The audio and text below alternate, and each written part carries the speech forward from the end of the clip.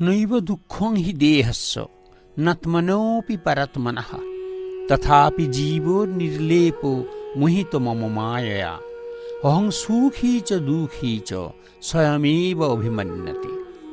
ভগবতী গীতায় মা পার্বতী বললেন, দেহ, আত্মা বা পরমাত্মার দুঃখ মাত্র নাই, কিন্তু জীব নিজে নির্লিপ্ত হলেও আমার মায়াবশে মুগ্ধ হয়ে আমি নিজে সুখী, আমি নিজে দুঃখী এরূপ বোধ করে।